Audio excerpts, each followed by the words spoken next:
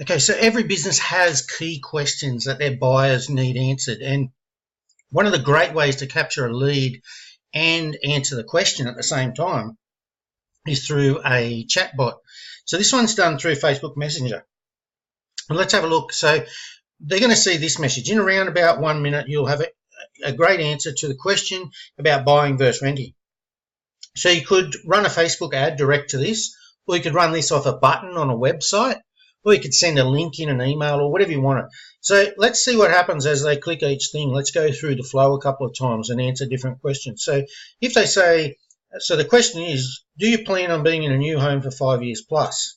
So if they answer yes, it says, do you have a good credit? If they answer yes, are you pre-approved for a loan? Yes. So this is someone that's going to go all the way through. Do you have a 20% deposit saved? Yes. Do you have major expenses or major loss of income coming up, like surgery, a new car, beginning a full-time student course? No. It seems like you are ready to buy. Let's connect and check a few tiny details. So then we ask them to connect. We have a photo of ourselves, and then we have our details, including our license number, which would be a requirement in most jurisdictions.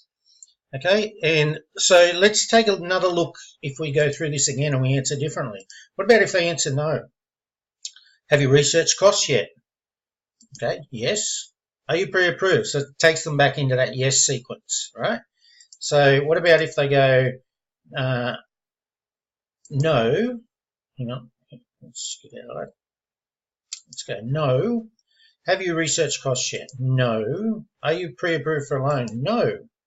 Right now it sounds like for the moment you probably should continue to rent with a view to saving a deposit, researching the market, and organising a loan approval.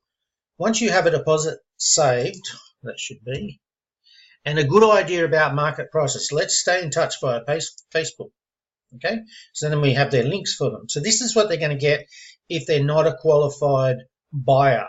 Okay, but if they are a qualified buyer and they should buy rather than rent, then they're obviously going to go through and they're going to come up to that, okay, you're ready sequence, which looks like that, where they contact us. So the other way through here is if they, that first one they say unsure. I'm unsure if I'm going to stay there 5 years. Oops, sorry, clicked on the wrong one.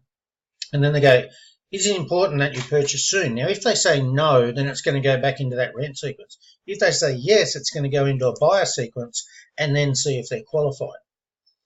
So what we're checking there is if they say they're unsure, then we're then checking their desire. Okay, so is it important that you purchase soon? Because some people may not intend to stay there 5 years, but they still want to buy. So they're definitely a buyer. So they go into the buyer sequence where we check if they have their deposit, check against their expenses, etc. Now, we're not telling them that they will qualify for a loan. They're telling us whether they qualify for a loan.